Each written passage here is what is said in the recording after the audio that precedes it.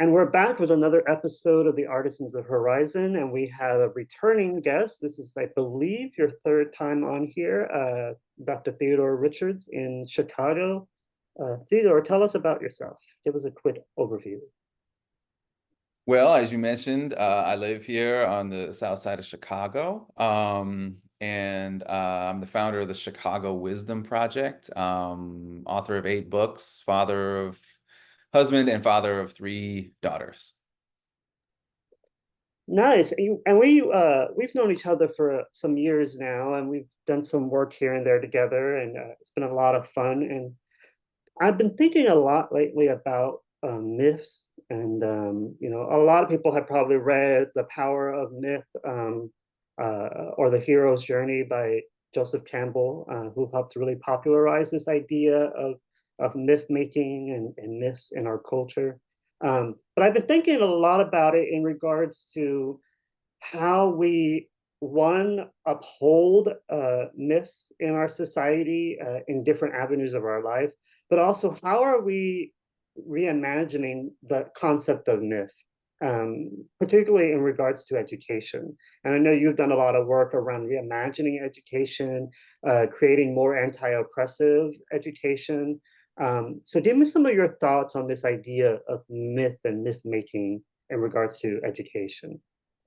Well, let's just start with sort of like, some basics, right? Like, so when we talk about a myth, we're talking about some kind of narrative, some kind of story that gives us like a deeper sense of who we are and our place in the world, right? And that is somehow in some way shared across a culture or a society. So that's kind of what I mean when I'm talking about a myth. And sometimes myth is used synonymously with lie, you know what I mean? And that's or some kind of fabrication. And it can be that in a certain way. But I think what we're talking about here really, and I think you and I are talking about is a deeper story that gives us our sense of who we are and like from which we derive a lot of our values, a lot of our sense of what matters in this world, right?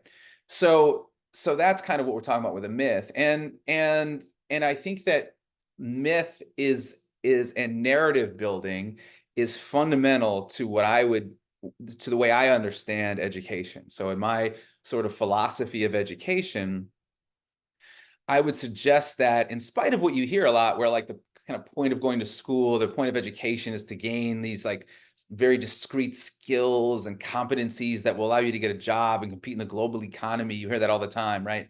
But what I think actually is really happening most fundamentally in any education system, whether you're conscious of it or not, is you are telling a story.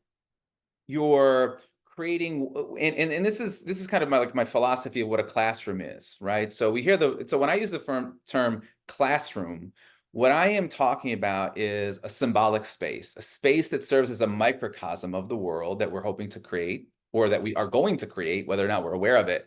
And in that space itself is a metaphor for the world. So the way that we go about teaching and learning, interacting, the kinds of relationships in that space, the power relationships in that space, all of those things serve as metaphors or as a microcosm for the world that is going to be created. And those things are telling a story about who we are. It's not in the sort of like more obvious, more conscious ways, but it's actually those unconscious ways that we just kind of are, everything from like the way we arrange the chairs to to how much, to how we relate to each other. All those things are telling a story about who we are. And that's what educators are doing, whether they know it or not. And I think so that's kind of like how I begin the conversation about education, right? So we haven't even gotten into like what we do think matters, right? And how we can construct those spaces. We're just sort of establishing that actually what's happening in a classroom isn't just the conveyance of ideas or skills. We do those things, but whether we're aware of it or not, we're giving all kinds of meaning because we are conveying a myth about what it means to be human, about what's most valued, about who's important, about power relationships, all of those things. We're conveying that in this symbolic, metaphorical space, which we call a classroom. You hinted to something that really is the foundation of this whole series of the Artisans of the Horizon, which is the presumption that we have already a complete story, but we need to spend time discovering that story or entertaining it and learning to come into spaces, classrooms, the world, our home, our family systems, and assume from the beginning that nothing is stagnant, right? Everything is ongoing, ever unfolding. And so it's really reclaiming the archetype of the artist, the one who is the worker, the creator, the one who questions and learns to listen to what is on the horizon or just beyond the horizon. Mhm. Um, and I think that part of that too is also the reality of uh, allowing ourselves to have that discomfort, that disease of I have been told who I am and what I am and how I'm supposed to behave from the moment of my conception. But when we think about it from a sense of like ecology or anthropology, we really discover that that's actually um, a disempowering model, right? And whereas this artist model, this practitioner model, really allows us to have a more robust understanding of who we are becoming, which is ultimately, I think, in a true, authentic educational experience, that's something that's constantly being reinforced, that you are constantly becoming something new.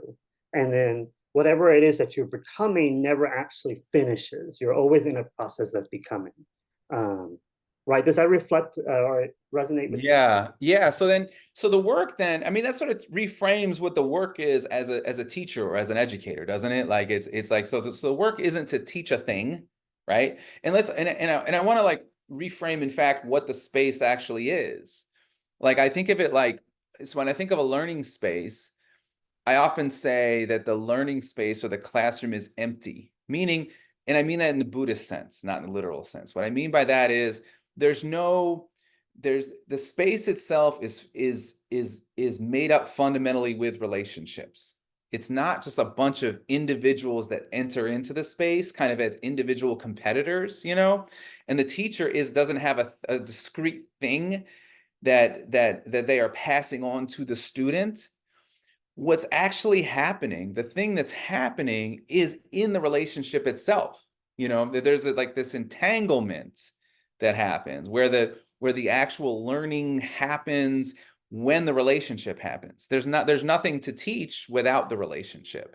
And the relationship is most fundamental in that space. So you mentioned the artist, right? So I think that's so important. So if we think then of the work of the educator also as kind of encouraging or fostering that creative energy, then that changes the job a lot. The teacher doesn't have a thing to give the student so much as the teacher's job is to create a fertile ground for the student in collaboration with others around, with other students, with teachers, to create something new, to reimagine the world. And that I like how you use the word you use, horizon. I like that word. It's a great word to use, which is a way of thinking, kind of like, I like to use the language of the apocalypse, which is like the beyond the horizon is kind of beyond the veil, and that work of the artist is to kind of like have the courage to peek beyond the veil, beyond the horizon, to break through and reimagine those stories. I think is what the work is of the artist. But the fundamental work then of an educator is to create fertile ground for that process to occur, and that not to tell even a good story, I think, shared by a teacher, given to a student, still isn't fundamentally changing the power dynamic and the relationship in the learning space. What I think is required, and this is more radical, is to let go of the power relationship, let go of the notion that the teacher possesses the actual story, that the story is something that has to arise in the relationship. Yeah, absolutely. And I think in regards to like in my field of church work and ministry and things like that, that's something I often um, encourage and kind of bring into the center of dialogue around leadership, in the sense of we cannot assume a leadership model going into a particular context. We have to um, we have to start from the place of invitation. Um, can we invite others into imagining together and building together? But also, how are we from the get go affirming and rooting ourselves in the truth that at best we're all just practitioners? None of us are actually experts. The concept of the Mhm. expert doesn't really exist in the flow of the universe. Everything is codependent upon each other. And so at best, all we are practitioners of an idea or some ideas. And at the end of the day, all we really can do is compare notes, right? Mhm. Yeah, And I yeah. think for a lot of folks, especially in church settings, that's really difficult to grasp, because we have bought so heavily into this pre-existing and pre-packaged narrative that because we have earned all these external characteristics or factors, like degrees and titles and all this other stuff, that gives us license to enter all the spaces that we want to enter into and to have some level of power over. Um, Instead of seeing ourselves as um, co-practitioners in this reimagining work. And I like the word that you use of relationship, because it denotes the question of who are we relating to? How are we relating to those folks? And um, how can we also accept that our relationships are always um, compromised in some sense, because they're never going to be complete? I think this is one of the reasons why it's so difficult for people in the dominant majority, the power structure, to really understand why a country far off like Gaza or Yemen or Iraq is important, because we don't realize, because they're so far away, so physically distant from us, that we are still relating to them. Mm. Um, and that, so that has to come into the conversation or the equation. Does that make sense? Mhm. Yeah, yeah, absolutely. A couple things you touched on. I mean, I think that, it's when we're talking about, these the what's I think it's so important to look critically at. We talked about relationship, but so we also have to look critically at the concept of and relationships of power. I think that's really, really important. And we're talking about, especially when we're claiming to be sort of anti-oppressive in some way or something, in that vein. What that requires then is a real self-examination, doing our own work and looking at our this is true with preachers, it's true with teachers, it's true with parents, it's true with coaches, it's true with politicians. And I sort of named categories of people who are frequently held on a pedestal and also are the most abusive people in society. I could come up with other categories of people too. And it's not to say that those positions aren't worthy or good things. I've identified with all of them at some point in my life, I think, most of them. So I'm not saying it's bad to be a parent or a teacher or a preacher or any of those other things.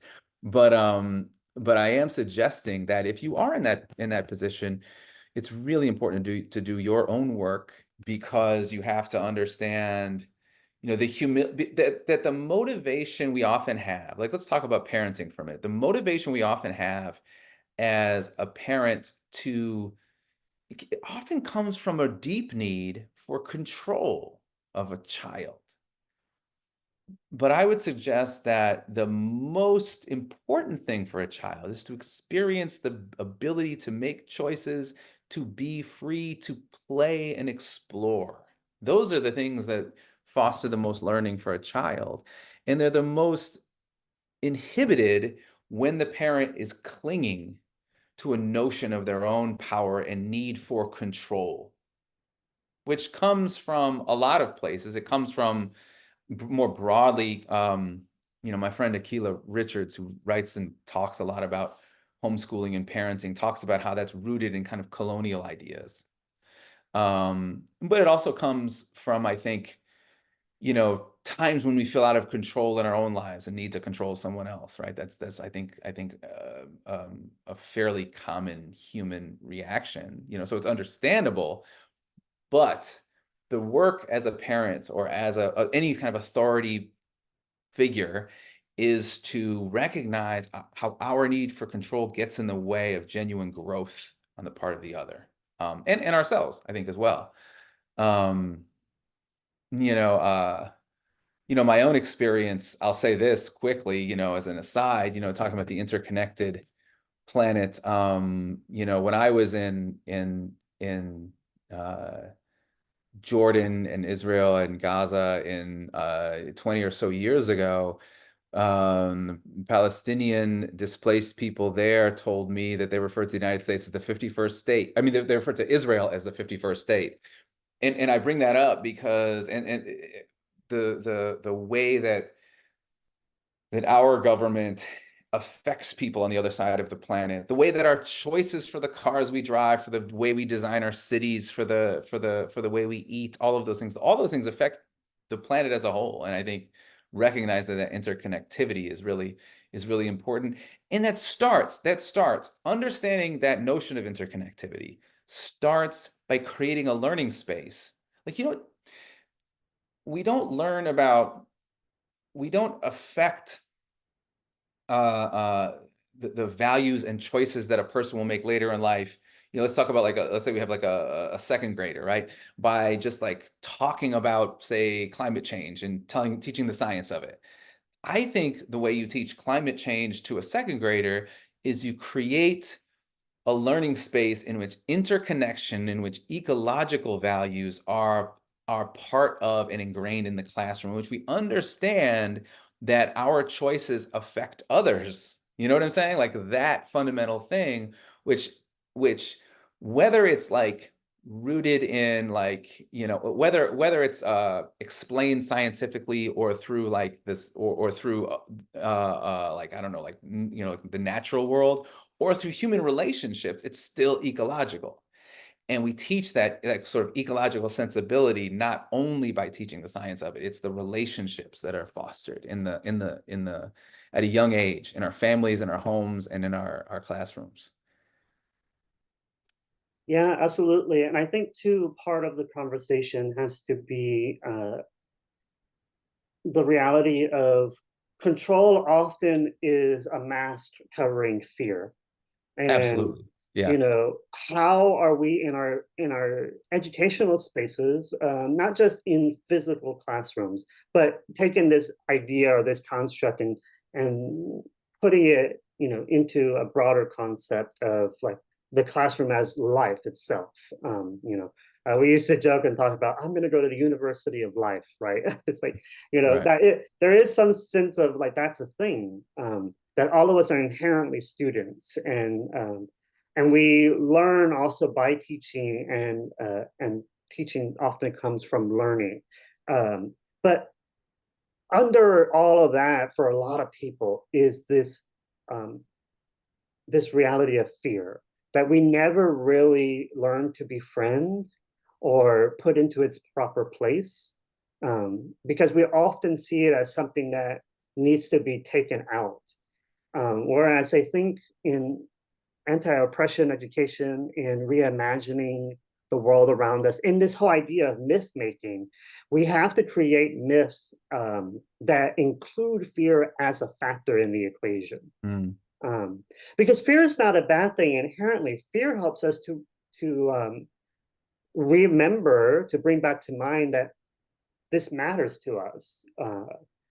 The safety of our children matters to us. The security of our job matters to us, or our ability to live in a certain space matters to us. So when we have that need to control, which is really ultimately a fear of fear itself, um, it it disorientates us and disorganizes or dysregulates us. So part of the equation of education has to be this confrontation with fear and claiming fear as part of the equation. Yeah, I think like a lot of emotions that are often considered negative, it's not the emotion itself, but the repression of the emotion, or the pushing away, the denial of the and the which is rooted in shame about the emotion. I think that all of those things, speaking to fear, but we could add other emotions to that as well, probably are the root of how it becomes problematic, for sure, totally. Well, and two, I think, because you're a parent, and so, I often wonder too about this idea of parenting. And um, I've been an educator for most of my life, and I've worked a lot with children. And Mhm. one of the things I often try to, um, I guess, model, and maybe even vocalize to a certain extent, that I am still trying to build my story while you're beginning to learn how to build your story, right? And sometimes, for parents at least, and for teachers, uh, that building of your story, which has been going on longer than the kids have, um, can sometimes come into conflict with the story that children are crafting, right? Or Mm-hmm. with the inherent wisdom that children already have access to, that for some reason us as adults cannot tap into. Like, children inherently have a sense of play, and are very comfortable adopting ideas or identities, um, as fun, as play, as something that they can put on and then take Yeah. off. And they can live into it without fear of being like, oh, that's not how you do that. They just know that I'm playing, I'm living into this and seeing how I like it. And if I don't want to do it anymore, I take it off and I go do something else. I think that's a wisdom that adults deeply have trouble with. Uh, Hmm. and I think that's sometimes what is coming up when our story has an inherent rift or conflict with the story that children are crafting. Yeah, I think that's absolutely true. And I think that we so often think that it's our job as parents, or as older people of any sort in authority, but as our job to sort of convey our story, or put our story on them. You know what I mean? And so like, and I think what the work really is to just like stay present, you know, and and see what comes up, see what's brought forth, see what arises, give it's I can tell you, as a parent in 2024, it's not easy to allow. I mean, I think of myself having grown up in the uh mostly in the 80s, a little in the 70s, and then I was born in 1973. So, the amount of kind of freedom and lack of connection, meaning, when I say connection, I mean, like, sort of like there were no cell phones, we were very feral, we just sort of left the house early in the morning and came back somewhere later, you know what I mean? And the helicopter thing, parenting thing today is real, and it's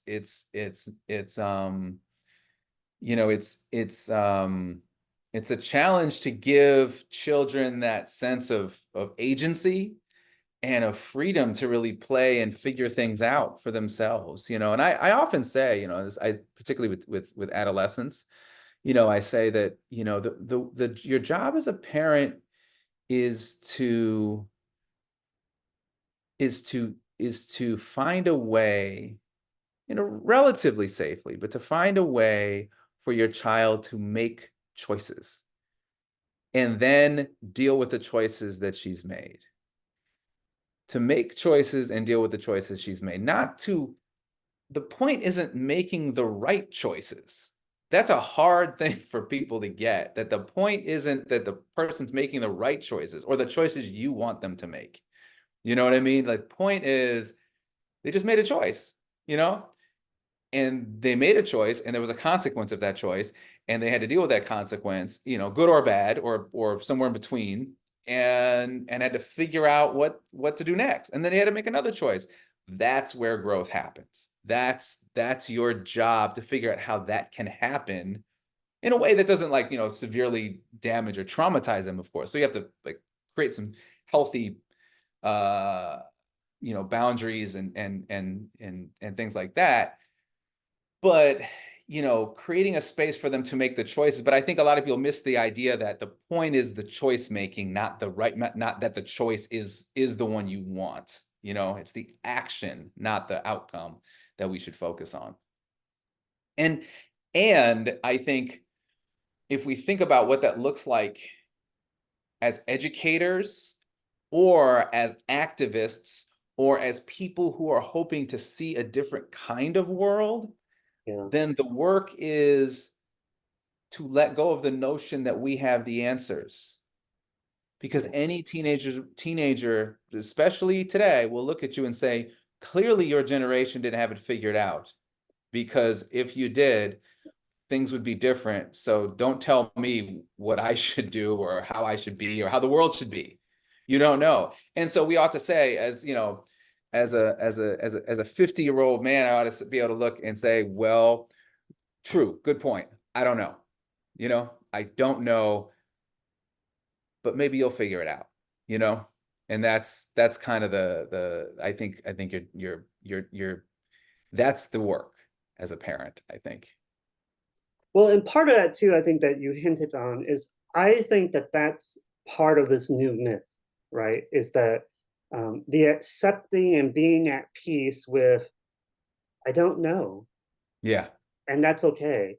Go figure it out, Mhm. And also, too, part of that myth is accepting that this works for me, but it's not going to work for you, right? Yeah, yeah, yeah. And I love one of the things I love about old people is that is like I'm talking about like 70, 80-year olds, uh like your grandma who sits on the front porch in a rocking chair and can sit there all day just drinking tea and be not bothered by whatever is happening in the world, not because they don't care or that they're detached, although I do feel like that's a thing now in with people who are supposed to be elders, or wisdom keepers. I think in a lot of ways they have detached, and as our friend Matt Fox likes to talk about, spend life on the golf course, in Yeah. retirement instead of refirement, right?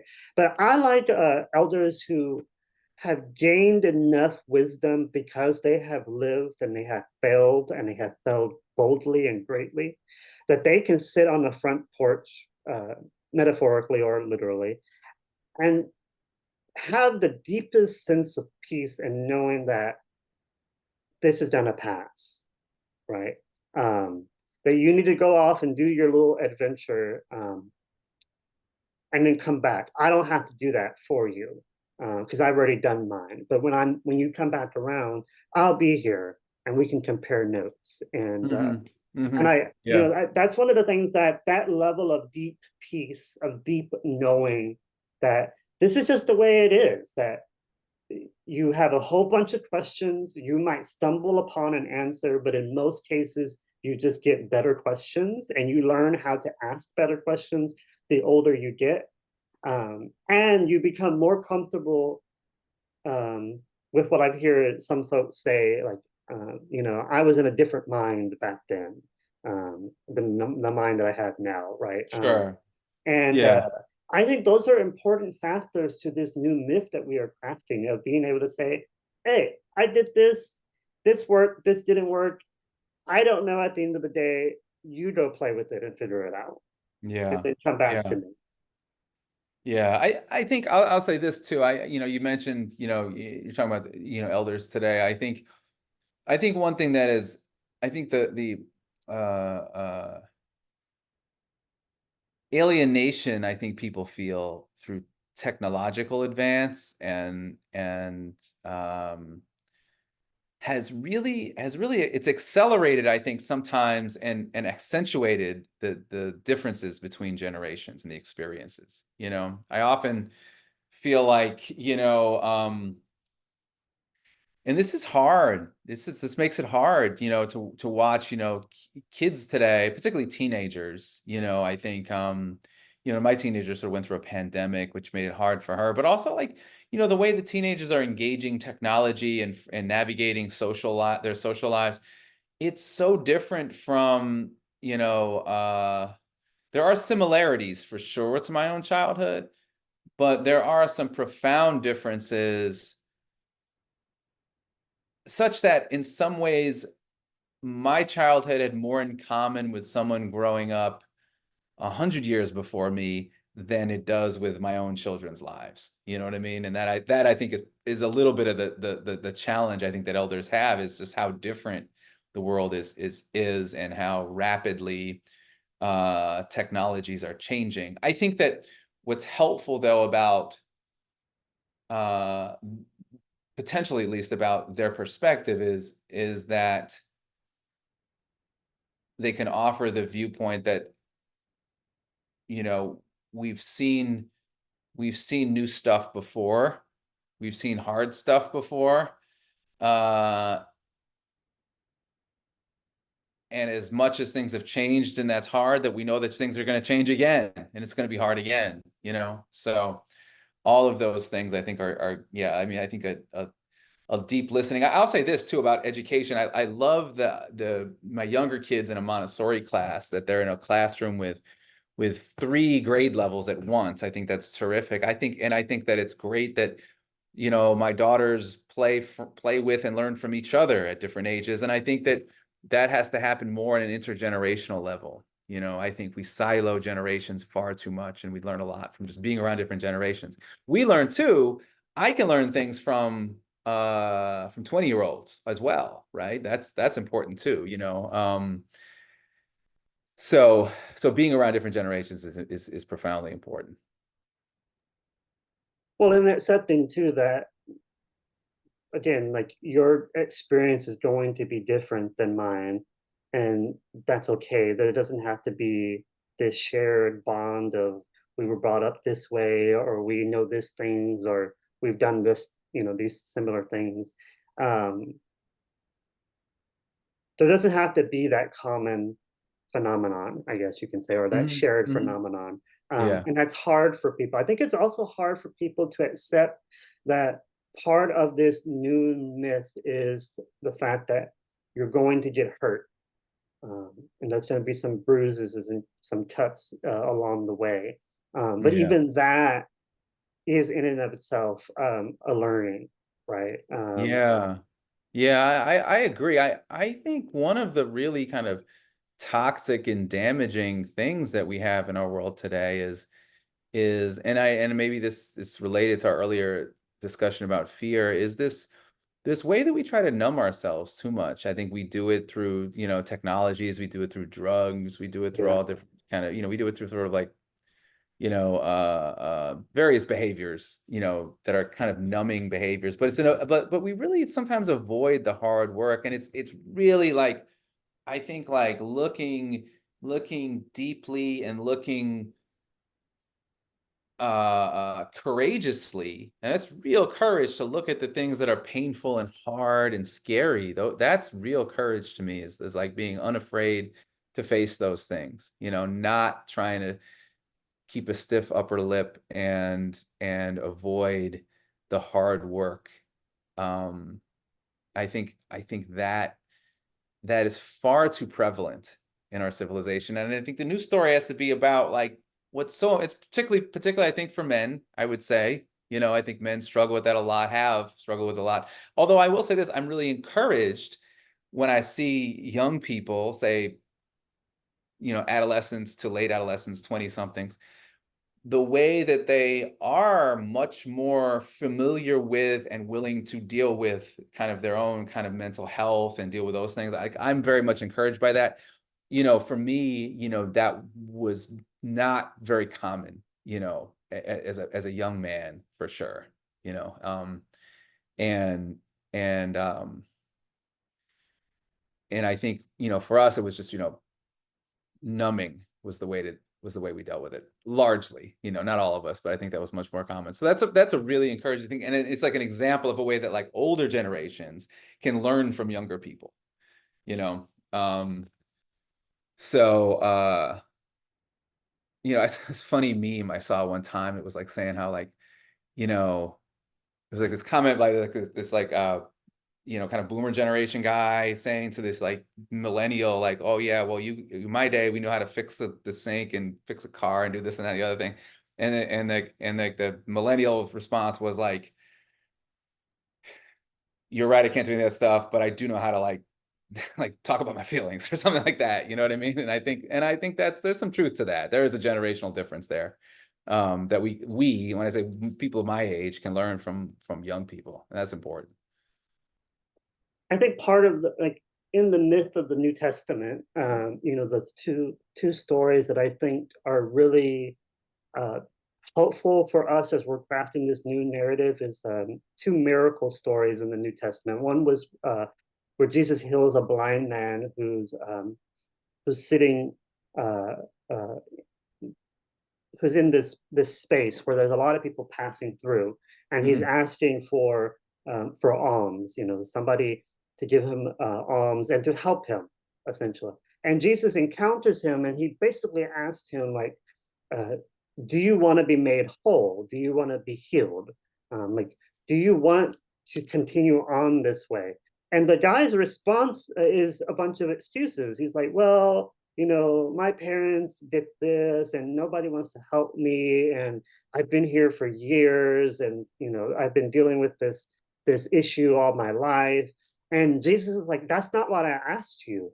I asked you, do you want to be healed?" Um, and I think the point to that story is um, not to fall into the rut of the same ideas and routines and concepts that we have in our narrative, um, and being willing to hear um, the new narrative that's coming along, the invitation that we are invited in to say, do we want to have a new story? Do we want to encounter this new chapter in a story? Right.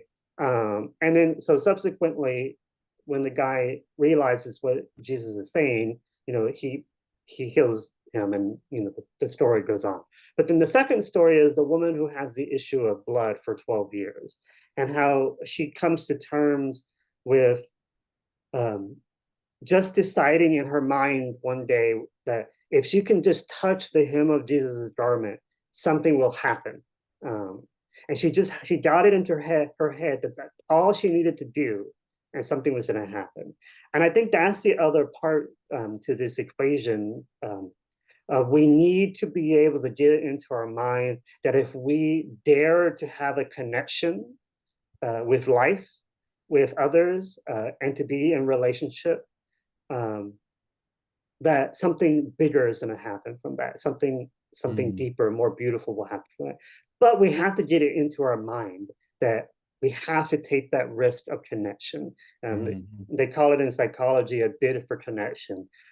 So that reaching out, as well as that reframing of mind, um, of narrative, are really so crucial to to being myth makers, to be artisans of the horizon. Yeah. Yeah, I think what's in those stories, and I would suggest is woven throughout both the Hebrew Bible and the New Testament, is to me what's the most miraculous, or at least coolest thing that human beings can do, which is that you can encounter another as a stranger and transform yourself into kin, into connection, into family, right? Like that to me is like what's happening there with all of those things. It's like so central to the at least to the synoptic texts in the New Testament, right? Like to me, that's what a lot of the stories are about, and what the bigger story is about how we find kin where we were once strangers. And that's absolutely woven into the Hebrew Bible in different ways, right? So to me, that's like the real sort of like that's like the wine from water kind of miracle, right? It's like this transformation where we didn't know each other, but we can still be family and take care of each other. And that's what's required, I think, for the healing to happen, right? For like the to go from being blind to seeing. It required like that leap of trust and connection that you described. So yeah, I think that's, to me, that's like, and that's absolutely, I mean, we're talking about an old myth here. These are old stories, but I think those are profoundly important in today's world, right? Like, and that's what you're suggesting, right? Like that's the thing that we're missing, We're thinking we're strangers all the time. We're encountering each other as strangers. And what we need is to figure out how to be family, you know? Yeah, and that we already are. We just Yeah, haven't yeah, we yeah, haven't tapped into yeah. that. Yeah, it begets, I think, to the question of like we mentioned in the beginning of, what story are we telling? What story are we crafting? But also, what is it that what are the things that we subconsciously think about our story? Like, what is the judgments that we have about the story, right? I think when we, what's the word? So much of our dis-ease comes from this idea that there's not enough. Hmm. Um, Yeah, yeah, and yeah. this deficit, right? We always begin from a deficit.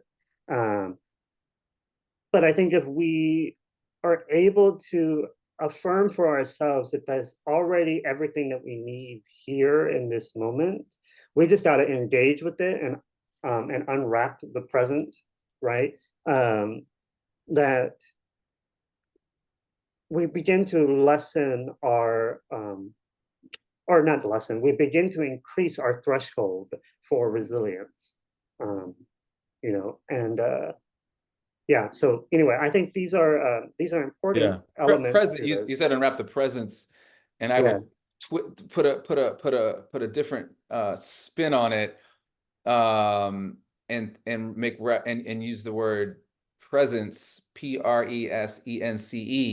yeah, It in the moment is what's required. You know what I mean? Like, and that's what you're talking about, right? Like being present to the moment, being grateful for the moment, and seeing the abundance in the moment in ourselves and in one another. I think that a story like that, rather than a story that tells us we're not enough, you're not enough, the world isn't enough, that's the story of capitalism.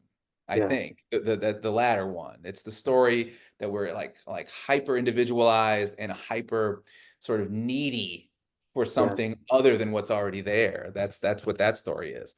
Um, which is harmful on a psychic level, but it's also harmful on a kind of global ecological level as well, in terms of like what kind of level of destruction it's brought forth.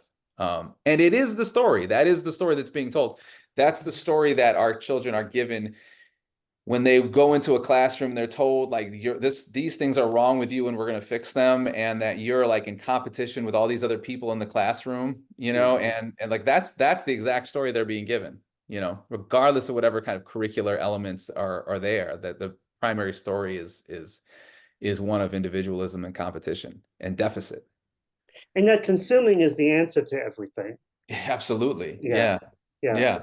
Yeah.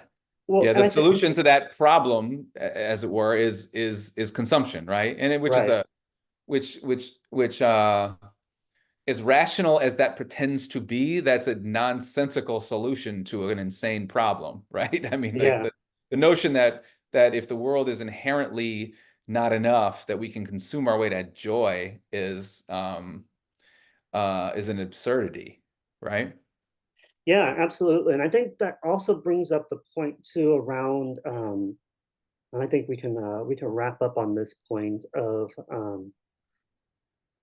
even our work of doing anti-oppression education, of unlearning um, these narratives and these myths that we have been forced to assume, um, can become in and of itself something that we consume, right? Hmm. Um, Hmm. and so we constantly have to have this, like, I think part of that remedy is us constantly doing the internal work, um, in our personal lives, but also Yeah. doing that work in the context of community.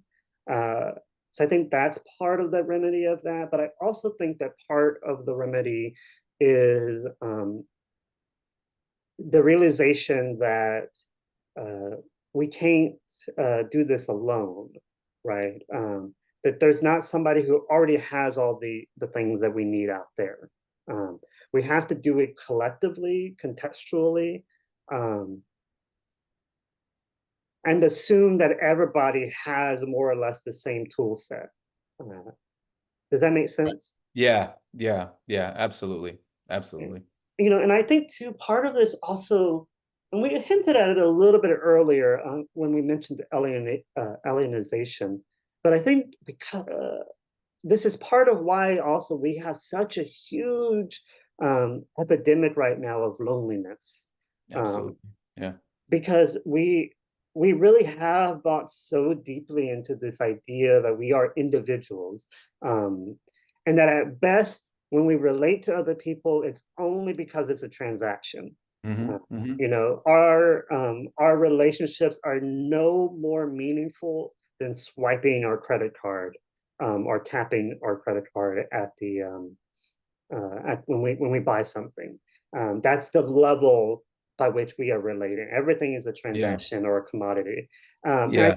I think that's part of why people are so lonely, is because people have bought into this idea that there's no inherent deepness to everything. That everything is merely superficial. It's just a swipe Hmm. away or a click away or whatever. Yeah.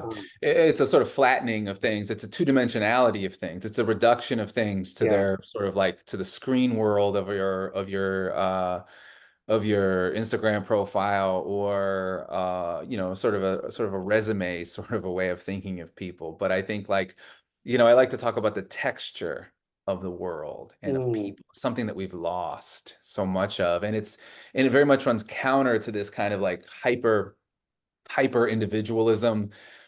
I often say that this concept we have in American society of freedom, we love to talk about freedom. It's always freedom this, freedom that. But the idea of freedom in the absence of real, deep, meaningful relationships, messy, textured relationships, this notion of freedom, really, its logical culmination is loneliness, yeah, because it's a freedom from it's absolute freedom in the absence of any sort of responsibility for or relationship with. It's just loneliness. And I think that that's a myth, an absolute myth that is worth, I think, reimagining or letting go of, for sure. yeah, absolutely. And I think too, I like your image of the texture, because even our phones are smooth too. Yeah. Yeah. And we don't touch really very many things that have a texture to it. Hmm. Um, I had this as a funny experience. I remember I was with one of my nephews a few years ago, and we needed to go somewhere, so I ordered an Uber, and it was a Tesla, and it didn't dawn on me that it was a Tesla. Like, I wasn't really paying that close attention. Hmm. Um, and it was one of those moments where I had a very tangible experience of differences of mind, because when the car came up, my first instinct was to reach out and grab, um, and when I did that, I couldn't grab onto anything because there was nothing there, Mm. because on Mm. Teslas you push and pull, um, Right. instead Yeah. of grab and pull. And my nephew instinctively knew how to do that. Like, his first assumption is to push, right, instead of grabbing. Yeah. Um, and I think there's Two that's a dimensions, right? struggle. Yeah, you can push Yeah, in two. Yeah, if yeah, it's two dimensions, there's nothing ever to pull, right? I right, think. Yeah, I get it. I get it. Yeah, that's yeah. interesting. Yeah. that's a story right there in and of itself. And I think that's a part of a bigger story, this bigger myth, right? Of not having a lot of texture to think. It's like you hear stories. My kids thankfully have never done this, I don't think, but like you hear stories about people opening a book and trying to like use it like a touch screen, or Yeah, like yeah, enlarge the screen, with your hands, I like this. yeah, So yeah, it's like that. yeah, absolutely. And I think that's I think it's a funny difference of mind, but I also think that that's an extension of this reality. And I'm not by any means being like technophobic or whatever. I'm Yeah, yeah, 100% yeah. I in get it. favor of technology, but I think that's part of this, the difference of mind, the difference of or the streamlining, I guess you could say, of smoothing everything out, making it easy, making Yeah. it plain, making it sterile. Yes, And yes. you know, Sterile is a good word. Absolutely. Yeah. yeah. And there's no fear, there's no risk taking, there's no adventure. Everything's predetermined for you. I think that's also too related to this whole thing around AI. That I think people get afraid of AI because um, it's forcing them to realize that uh, technology could technically know more than they do.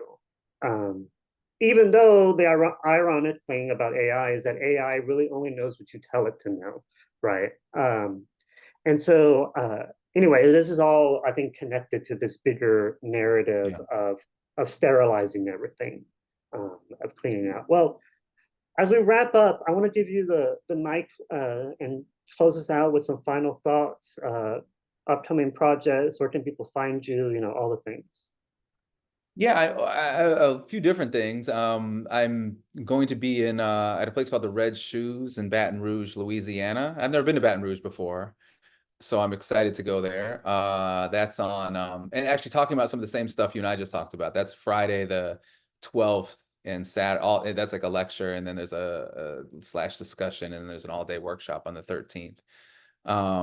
And I'll be doing a class with Creation Spirituality Communities in August. And another class in July and August at the Transformative Learning Foundation, where I'll be and that's an ongoing weekly class that's starting up mid-July. So you can find all that stuff on my website or on the internet. Nice, I love it, and you know, all the people need to get your book. This is one of my favorites, the reimagining of apocalypse, or the great reimagining, um, and hire you. You know, well, dear friends, remember that life is short and we do not have much time to gladden the hearts of those who journey with us. So be swift to love, make haste to be kind, and this day and every day dare to risk the adventure.